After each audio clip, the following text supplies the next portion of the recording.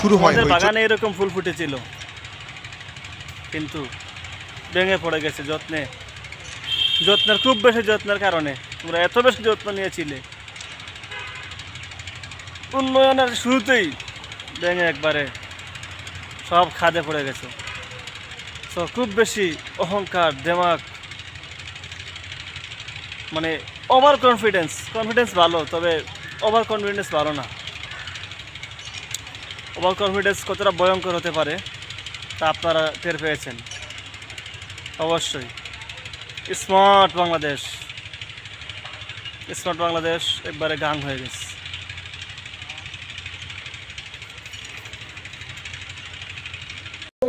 বলতে চাই, আমি তোমাদের কাছে স্মার্ট বাংলাদেশ।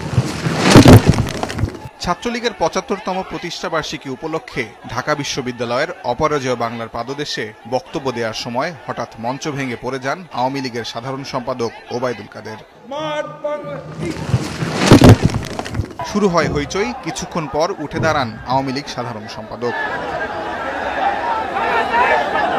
বলেন, মঞ্চ ভেঙে পড়ার ঘটনা স্বাভাবিক, সমালোচনা করেন মঞ্চে নেতাদের ভিড় করার। ভেঙে পড়েছে, এটা স্বাভাবিক একটা ব্যাপার। তবে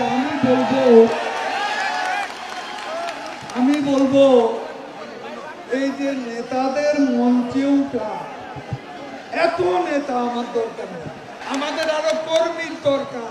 যে কোনো মঞ্চে গেলে সামনের লোকের চেয়ে মঞ্চে লোক বেশি। এত নেতা কেন? নেতা উৎপাদনের এত বড় কারখানা আমাদের দরকার নেই, কর্মী উৎপাদনের কারখানা। এর আগে ওবায়দুল কাদের বলেন, ভুল ত্রুটি শুধরে ছাত্রলীগের বর্তমান কমিটিকে স্মার্ট বাংলাদেশ বিনির্মাণে কাজ করতে হবে।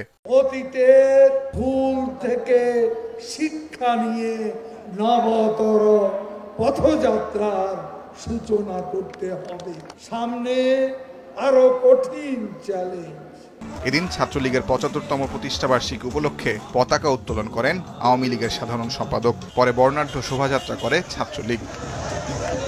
তাজওয়ার মাহমিদ, সময় সংবাদ, ঢাকা।